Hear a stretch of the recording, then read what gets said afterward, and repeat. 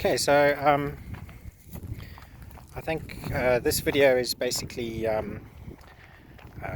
just to talk about how I got to this point, how Gina and I got to this point where we've sold our house and we're moving to Portugal, and we're going to buy a farm, and we're going to sort of duck out of the conventional way of doing things. So yeah, I just wanted to make a video about how we got to that point. I've been working for, or I had been working for a long time in e-commerce, with online marketplaces and online stores. I had my own business, my own online retail business for 5 years, and after that closed down, I started working for one of the sort of a really large company, heading up the e-commerce department as an e-commerce manager. It was all just e-commerce. That was basically the career I'd built for myself, and work, sleep. The money was good, but I hated what I did. And you get like 3 weeks a year where you can actually have to yourself, as holiday. And yeah, I was absolutely miserable. So I quit that, going on 2 years now. And I've just been trying to find out what to do. I've been looking at all sorts of different career paths and stuff, and none of them really seemed to grab me. I just didn't want to do any of it. And I've owned my own business before. I was looking at other businesses that I could start, and just nothing really seemed to resonate with me. So anyway, I turned 40 this year, and in April we were lucky enough to go to Thailand, and I was sitting on the beach in Thailand, and I thought to myself, what am I going to do for the rest of my life? Basically having a midlife crisis, realizing that the retirement age in England is like, I don't know, what is it, 67 now? It keeps going up, and that if I'm 40 in 27 years time, the retirement age is going to have gone up by so much that I'll probably need to be about 75 or 80 in order to retire, and so I'd probably have to work another 35 to 40 years, and that is just the most depressing thought. So yeah, I thought to myself, what the hell am I going to do? How am I going to escape this? And where's the dog? Oh, there he is. And so that's how I got to this point. So there we go. So yeah, I got to this point where I realized, okay, something has to change. I have to do something different.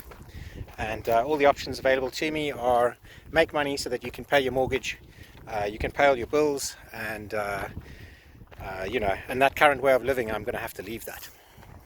If I carry on living like that, then I need to have one of these regular jobs. So I started looking around, and I realized that, like, our house, as beautiful as it is, if I wanted to, I couldn't keep sheep, I couldn't keep cows or whatever, because it's a house. It's not a farm. It's not a small holding. Land in England is super expensive. So if I wanted to, to buy a farm in England, I just don't have the money. I started looking at other countries, and we looked at like the UK, Wales, Italy, France, Germany, Spain, Thailand. And the one that really struck with us was Portugal. And Portugal had, a lot of really cheap farms, so you can buy a large amount of land. The planning permissions are a lot easier to come by. There's ways that you can live on the land legally, without living in a house. And all of this started to make a lot of sense. I was looking at it and going, wow, if we sold our house, we could buy one of these things outright and have money left over to develop it, and to develop something on it where we could, have a tourism business, or be, growing most of our own food, and keeping animals, and just living a completely different life. So this was the idea. We went and visited Portugal a couple of times. And we saw some, look at dogs. And we saw some farms, which I've taken some other videos of, which you've probably seen. And yeah, and then basically we've put our house on the market in July, and we're now in September, so July, August, September, so like 2 months, 2.5 months, and our house sale is complete. So today actually the house sale went through, and now we're just about to move. So yeah, oh, that dog's just found a rabbit. Leave him alone, Masak. Oh no, I think this rabbit's got mixy. Come on. Yeah, it's not even running away from him. Come here. Come here, Masak. Sorry, so we just don't really want the dog eating a rabbit. So yeah, Masak, no, get away. Oh, shame, he's not a very happy looking rabbit. I don't know if you can see here. Is he even in there? Oh, I don't know. Yeah, so basically the whole process is moving forward. We went to Portugal. We rented a property. This was in, I don't know, about a month or two ago. We rented a place for 3 months. Our sale's gone through, and we are going to be moving to Portugal in 1 week. So that's kind of like the story so far, and how we got to this point. We have no jobs lined up. Gina and I have, Gina's quit her job. She's quit her career as a lecturer at college.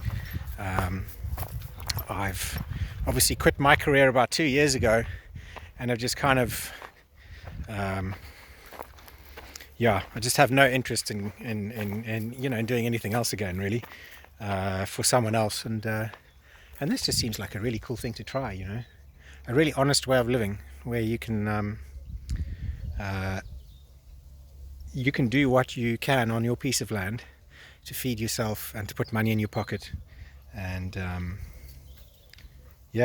it seems like a really interesting way to do it. And I'm sure that there's ways that I'm going to be able to make money out of it as well, in terms of farming some kind of farming things. And also, if it's we're not going to buy an ugly piece of land. It's going to be beautiful, and there will definitely be potential for tourism on there. Whether it's a place for people to go camping. We put up some yurt tents or log cabins, and people can come and stay there. So yeah, I mean, this is the idea, and this is kind of how this whole channel is born. It's born through this idea, and basically a midlife crisis. So wish us luck, and hopefully we do well with all of this, and who knows, maybe we'll even see you visiting our farm one of these days. Cheers.